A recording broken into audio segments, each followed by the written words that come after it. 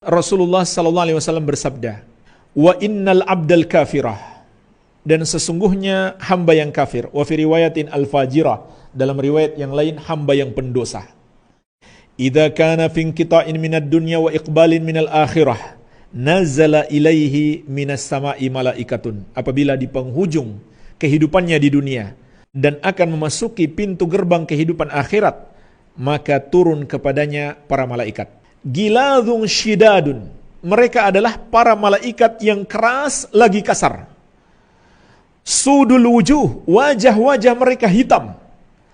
Ma'ahumul musuh minan nar, mereka membawa sebuah pakaian kasar dari neraka. Fayajlisuna minhu maddal basar, lalu duduk di dekatnya sejauh matanya memandang. Thumma yaji'u malakul maut, kemudian datanglah malaikat maut, hatta yajlisa inda ra'sih, sampai akhirnya malaikat maut ini duduk di dekat kepalanya. Fayaqul, seraya berkata, "Ayyatuhan nafsul khabithah, wahai jiwa yang buruk, ukhruji ila sakhati minallahi wa ghadabin, keluarlah menuju kepada murka Allah dan kemarahannya." Qala, kata Nabi sallallahu alaihi wasallam, "Fatafarraqa fi jasadihi." Ruhnya itu berpencar ke seluruh jasadnya, berpegang erat, tidak mau keluar, tidak mau mati, tidak mau berpisah dengan kehidupan dunia ini. Maka apa yang terjadi jamaah sekalian? Fayantazi'uha kama yuntaza'us sufudul kathiru syu'ab minas sufil mablul. Malaikat maut menarik ruhnya secara paksa, seperti ditariknya besi yang bercabang-cabang tajam, yang cabangnya sangat banyak, dari kulit yang basah. Jadi jamaah sekalian, besi bercabang-cabang, cabangnya itu banyak dan tajam, dililit dengan kulit yang basah. Kemudian ditarik keras besi tersebut. Maka apa yang terjadi? Tentu kulit itu akan tercabik-cabik. Itulah yang terjadi pada dirinya.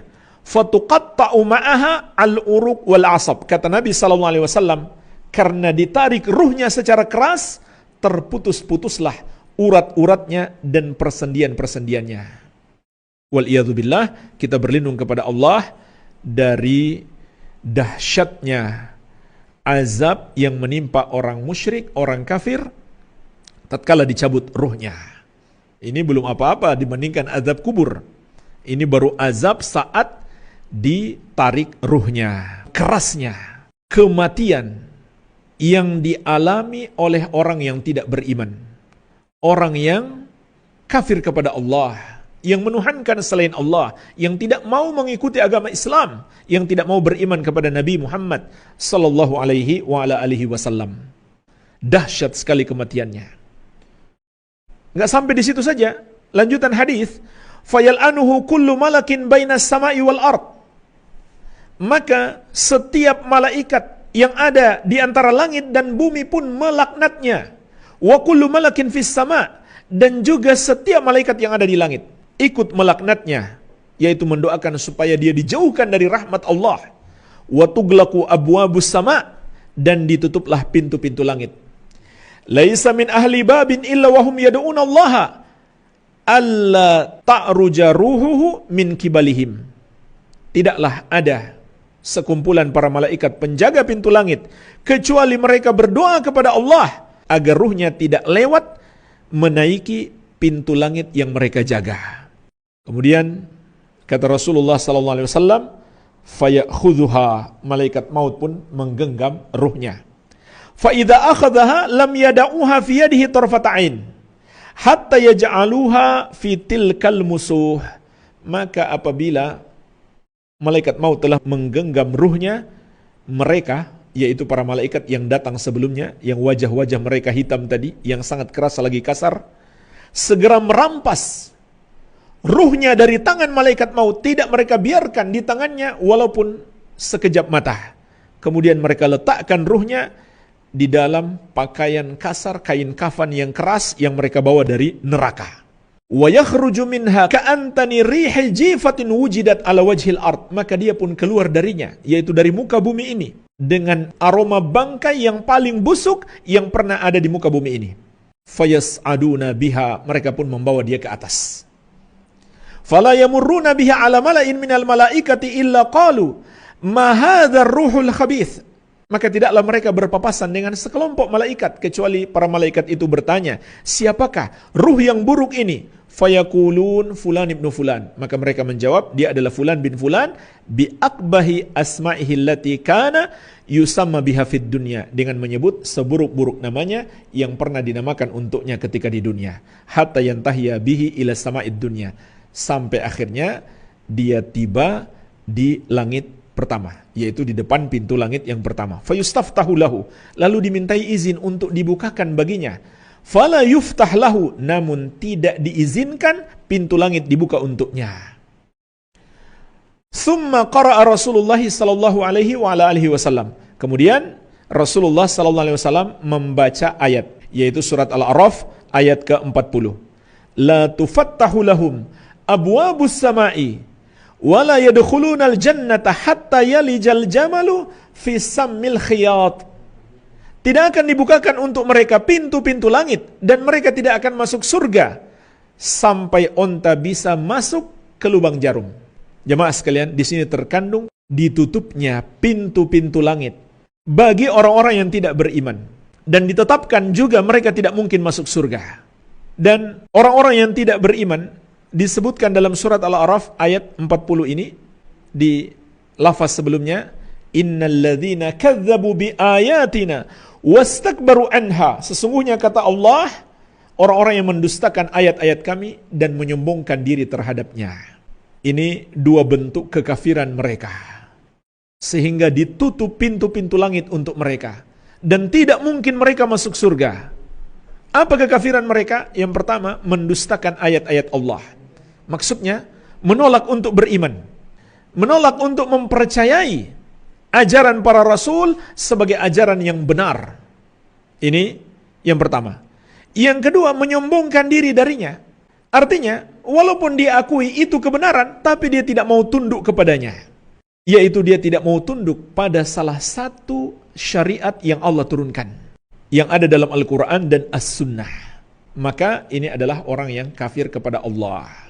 Fayaqulullahu azza wa jalla, kemudian lanjutan hadis, Allah azza wa jalla berfirman, uktubu kitabahu fi sijjin, tulislah amalan hambaku tersebut di sijjin, fil ardi sufla, yaitu yang terdapat di bumi yang paling bawah. Disitulah diletakkan catatan amalannya. Summa yuqal, kemudian dikatakan, aidu abdi ilal ardi, kembalikan hambaku itu ke bumi. Fa anni wa'adtuhum anni minha khalaqtuhum, karena aku telah berjanji bahwa aku menciptakan mereka dari bumi itu. Wa fiha u'iduhum, dan kepadanya lah aku kembalikan mereka, yaitu dikuburkan. Wa minha ukhrijuhum taratan ukhra, dan darinya pula aku akan mengeluarkan mereka kembali, yaitu dibangkitkan. Maka jemaah sekalian, apa yang terjadi pada ruhnya? Fatutrahu ruhuhu minas sama'i tarhan, maka dilemparlah ruhnya dengan satu lemparan dari langit, hatta taqa'a fi jasadihi, sampai akhirnya menyatu kembali dengan jasadnya. Tsumma qara'a, kemudian Rasulullah sallallahu alaihi wasallam membaca ayat surat Al-Hajj ayat ke-31. Kata Allah, "Wa may yusyrik billahi faka'annama kharra minas sama'i fatakhtafuhu tayr aw tahwi bihi ar-rih fi makanin sahiqa." Dan barang siapa yang mempersekutukan Allah, maka seakan dia jatuh dari langit, kemudian disambar oleh burung atau diterbangkan oleh angin sampai ke tempat yang sangat jauh. Jemaah sekalian, di sini terkandung keburukan yang menimpa orang musyrik. Jadi dia betul-betul dilempar dari langit, kemudian menyatu kembali dengan jasadnya.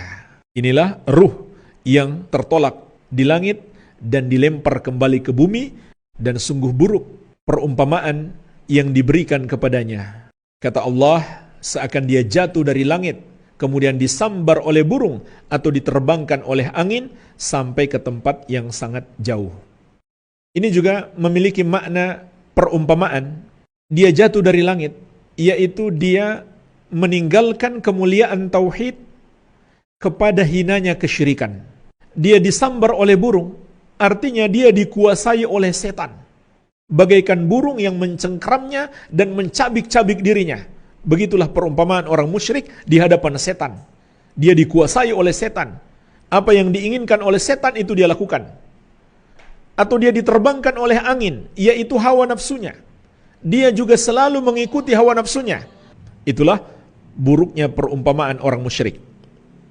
Kemudian lanjutan hadis kata Nabi sallallahu alaihi wasallam, fatu'adu ruhuhu fi jasadihi. Ruhnya pun kembali ke jasadnya. Qala fa innahu la yasma'u khafqa ni'ali ashabihi idza wallau anhu. Dia pun bisa mendengarkan langkah-langkah kaki para sahabatnya yang meninggalkan kuburannya. Wa ya'tihi malakani syadidal intihar. Lalu datanglah dua malaikat, malaikat Munkar dan Nakir, yang sangat mengagetkannya. Fayantahirani wa yujlisani. Kemudian membentaknya, membuat dia duduk. Fayakulani lahu. Lalu berkata kepadanya, yaitu menanyakan pertanyaan yang sama. Jadi jemaah sekalian, apakah dia musyrik atau dia orang yang beriman? Pertanyaannya sama. Malaikat yang bertanya pun sama. Dan jawabannya harus sama. Kalau jawabannya tidak sama, berarti jawabannya salah. Orang beriman menjawab yang benar. Mari kita lihat apa jawaban orang kafir ini. Fayakulani lahu. Malaikat Munkar dan Nakir bertanya kepadanya, man rabbuk? Siapa Rabbmu? Fayakul, dia menjawab, ha la adri, saya tidak tahu. Fayakulani lahu ma dinuk? Apa agamamu? Fayakul, ha la adri, saya tidak tahu. Fayakulani ma taqulu fi hadzal rajul alladzi bu'itsa fikum? Apa pendapatmu tentang orang yang diutus kepadamu? Fala yahtadi lismihi, maka dia tidak mendapatkan hidayah untuk mengetahui namanya. Padahal dulu di dunia dia tahu. Yang diutus kepada umat akhir zaman Muhammad sallallahu alaihi wasallam. Orang-orang kafir tahu, pernah dengar tentang Muhammad sallallahu alaihi wasallam, rasul yang terakhir. Tapi dia tidak bisa menjawab pertanyaan tersebut karena dia tidak beriman kepada Nabi Muhammad sallallahu alaihi wasallam ketika di dunia. Fayuqal, lalu dikatakan Muhammad, dia adalah Muhammad.